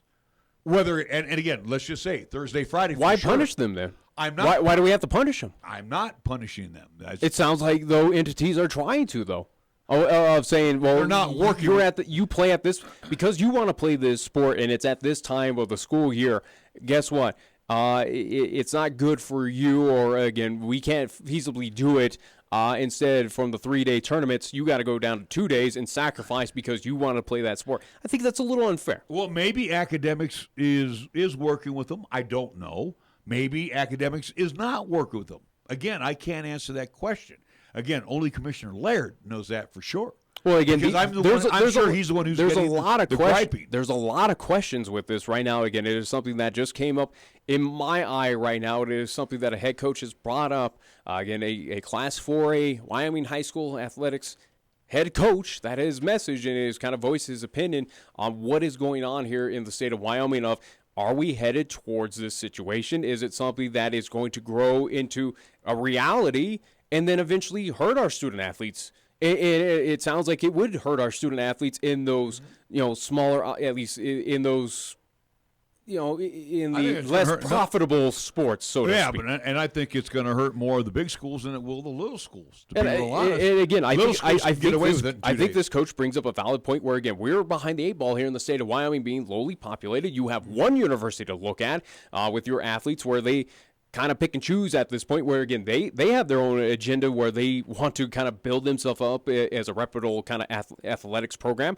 throughout their athletics. But it is something where if we hurt our student athletes even more, that they're already kind of behind the 8 ball, and you just make it that much harder for them to move on and get that financial aid, get that scouting, get that look to move on and continue their athletic career, why do it?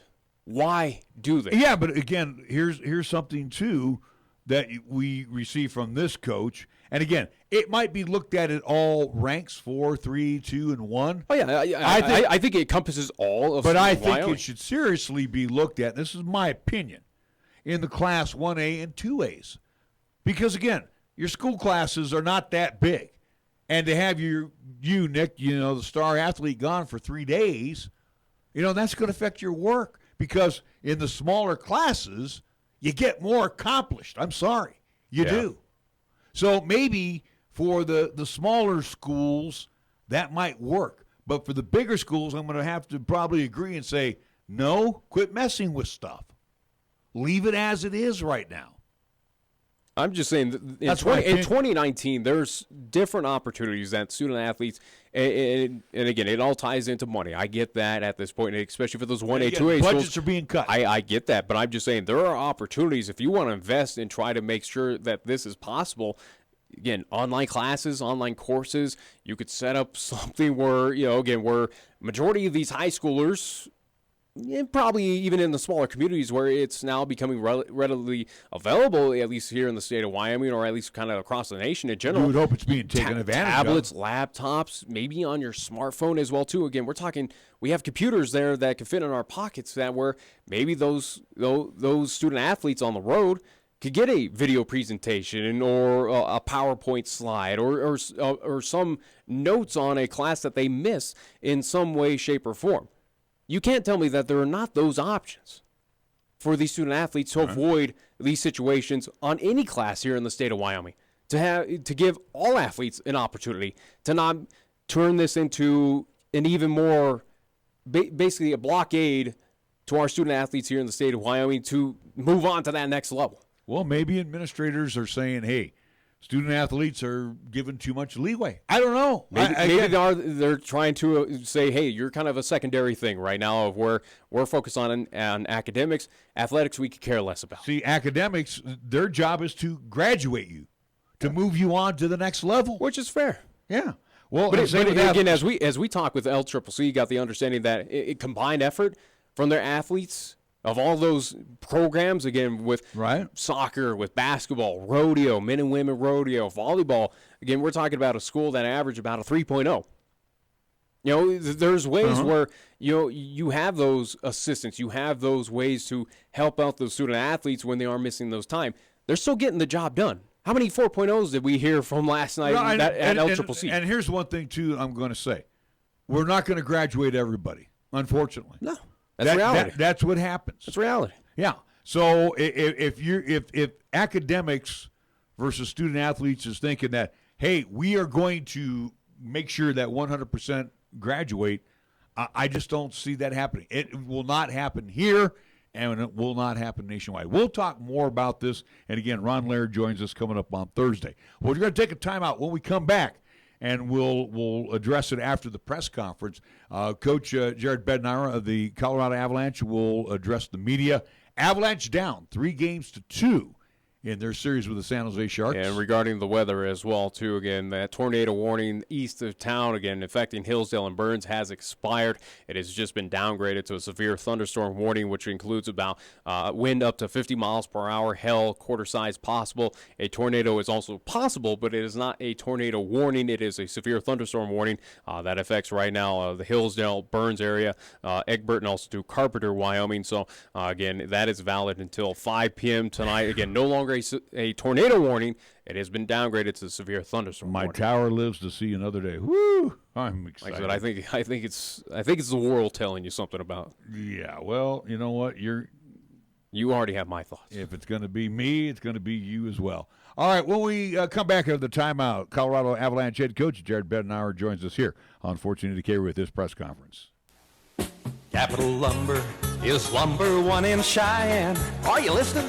We're all the lumber store you'll ever need. For electrical, plumbing, paint, and tools, lumber and hardware, we're for you. And we're out to earn your business, yes indeed. Capital Lumber is number one today.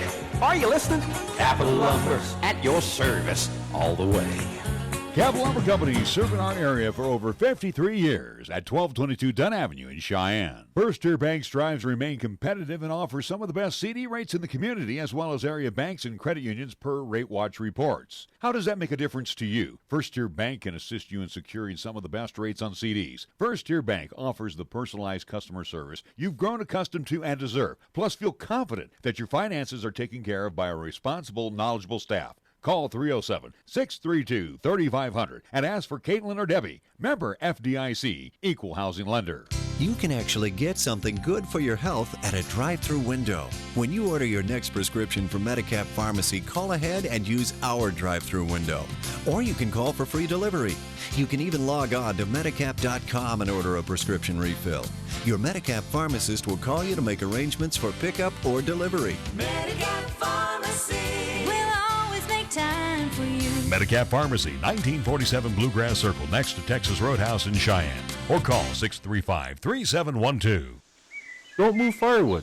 Firewood can carry insects and diseases that kill trees. Remember to always get firewood as close to your destination as possible. Burn firewood where you buy or gather it. Trees in towns and forests are threatened by native and exotic insects and diseases that can hitch a ride in a load of firewood. Let's keep forests healthy so we can continue to enjoy camping, hiking, hunting, and fishing. Brought to you by the Wyoming State Forestry Division in cooperation with the U.S. Forest Service. Taco John's presents Olay the Day Pep Talks. Good game, boys. You showed some real fight. Like when Wachowski put that hit on our own mascot. Solid work, son. Okay, Friday was for football, but Tuesday is for tacos. Taco Tuesday at Taco John's. It's a sacred holiday where we eat tacos repeatedly until I get full. Save big every Taco Tuesday with crispy beef tacos for just 99 cents. Get some rest, boys, because come Taco Tuesday, we olay the day. Olay the day at Taco John's. Are you tired of paying ATM fees? Hi, this is Rick Flood, president of Platte Valley Bank in Cheyenne. Use your Platte Valley Bank ATM or Visa debit card at any ATM anywhere. We won't charge you a fee on our end, and we'll reimburse any fee you incur at any other ATM. That's right, no ATM fees at Platte Valley Bank. How about that? Platte Valley Bank, 3310 North College Drive and 421 Van High Avenue, or pvbank.com. Member FDIC, Equal Housing Lender.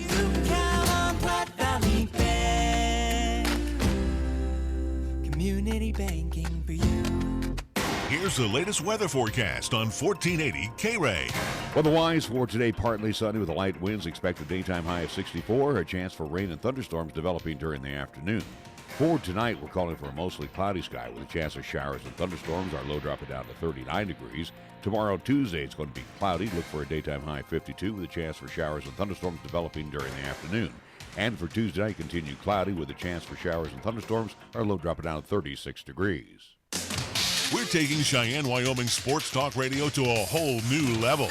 This is Wyoming Sports Talk Today. Don't look at me. I think these people are completely nuts. Stop this crazy thing!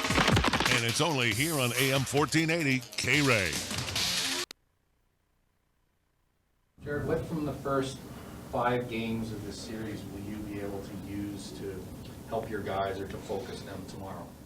Well, we're grabbing stuff from every game that tries to help them, I think, in my opinion, one of the things is in the games that we've lost as a collective group, we felt like we haven't played our best, so that's a positive sign for me, that I think we focus on one game and playing our best in those games, and in 2 of the games I thought we did a really nice job and we ended up winning them, and we've been close in the ones even that we haven't played that well in. So there's certainly some things last night that we didn't like out of our game. I kind of felt like, after reviewing some of that game, that they were just a more desperate hockey team, and I'm sure they didn't want to come back to Colorado down 3-2, and they got their win, and now we're going to have that same type of desperation tomorrow. Our execution wasn't great, and special teams played a huge factor in the game, I think. So we have opportunities with our power play to try and get things rolling, and if we can chip one in tomorrow, it'll be a big help for us. Do you have a sense, because of the stretch round of the season, do you already have a sense of how your group would respond in a must-win scenario, or are you still kind of waiting to find that out? No, I have a sense. I mean, I think that, and every situation's different, and you're always hoping for a real positive result. There's no question. Our team has built a lot of trust with me, so I'm at ease with it a little bit more, because we've had to play so many must-win games down the stretch, and there was some big games in the Calgary series that we felt like we needed to win, and we really responded. So I expect us to respond. I think we should be really excited about our opportunity to come at home and play in front of our fans and extend this thing to 7 games. So, cliche or not, it's one game at a time, and tomorrow is a must-win for us. It's our first, real must-win of the season since right at the very end of the year, where we felt like last couple of games there that we needed to take one. So we responded real well then, and I expect us to again. I think our guys should be jacked up and excited for it. Is that the key to keep it from becoming overwhelming, is kind of focus on the opportunity as opposed to the, what could happen? Yeah, I think so for me. I think you go in there and you focus your attention to a shift at a time and 5 minutes at a time, and you don't want to go into it thinking about the result. You want to go thinking about the process, and we've been the process-oriented team the whole year, and we try to keep our guys in the moment, and that's the key for me. If you're playing to win and you're concentrating on doing the right things, the result takes care of itself. And if you start thinking big picture, I think you just get nervous and anxious, and takes you out of your element, and it doesn't allow you to play your best. Do you have a personal experience you'll be able to recall or remember to help you know which buttons are the right ones to push more? Well, I'm hoping that I'm learning a few of those buttons over the course of 3 years with this team, and but to be honest with you, it's when we've reviewed games with our group, even in this series, and showed them some of the things that we didn't like and where we needed to be better, our team's been really responsive. They've implemented things we've shown them into games.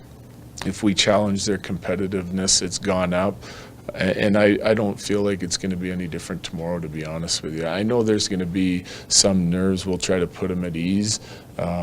But, coming out and having a real good start can kind of take care of some of those situations that may come on later on in the game. So that will be important for us tomorrow, too. What will be some of the keys in improving your power play tomorrow? Well, I think we got to get, I touched on it yesterday, attack mentality. We're not shooting enough. So, to me, it's you got to move it, and shoot it, and retrieve it, and start attacking out of chaos. And even yesterday, just over like a couple short segments of 20 seconds, we put a puck to the net, we retrieve it, and then things start to open up for us. But it's got to move at a higher pace for me. Our execution hasn't been great, so that slowed us down a little bit. Our work to support hasn't been as quick as it needs to be. We're probably lacking a little bit of talk there. So we'll look at it for tomorrow and present some things that we think can help them, and then it'll be up to them to kind of pick up the pace to it. You mentioned before you left that there's not a lot of coaching you can do at this point of the year. So have you seen the players take that sort of ownership in these moments? I mean, even from the plane ride coming back, do you sense that it's sort of a player-led effort to get this thing right, to where you and the staff can say, hey, you guys sort of know what to do? Well, no, I think we're in it, collectively together. There's still coaching to do. It's just you want to make sure you're not over-coaching them either. Like, I'm not going to blow yesterday's loss out of proportion because it's no different than game 1 or 3, we weren't at our best, so we find the areas where we weren't great at, and we present it to them. We show them some of the things that we did well, and we can dig back even over the course of the series now because we've seen them 5 times and give them some reminders, and then it's up to them to get ready to go. And that's why I feel like we've got some hungry guys here. We don't want to go home yet. It's an elimination game, so I think you're going to see our team come out and compete hard. And again, then it's a fine line. You need someone to make a play and put the puck in the back of the net, and you're going to need goaltending. We had goaltending yesterday. That's why it was as close as it was.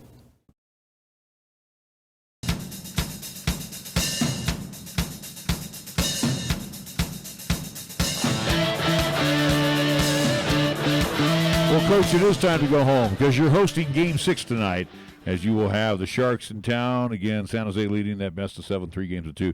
Game prior to that, the Bruins and the Blue Jackets, where Boston is looking to close out that series. That will be at Nationwide Arena. The Bruins leading that best of 7 series 3 games to 2. Do want to say happy birthday to the greatest Giant of all time, that being the Say Hey Kid, Willie Mays. 88 years young today. I like it. He is still a great ambassador for baseball and for the San Francisco Giants. We got to wrap things up here. It looks as we got the weather alert going on again. Severe thunderstorm warning for the eastern part, at least southeastern part of Laramie County. Again, out there for Burns, Hillsdale, Carpenter, Wyoming. Again, east of Cheyenne. So again, severe thunderstorm warning until about, at least wasn't affected about 2 minutes till. So again, at least keep an eye on the weather as it is extreme. At least it has been extreme today. Again, it's going to get even more wackier coming up this week as we're expecting snow as well too. So either way though, that's what's going on right now, at least here. Rockies and the Giants, they will begin a 3-game series tomorrow at Coors Field. Game 1, weather permitting in that series.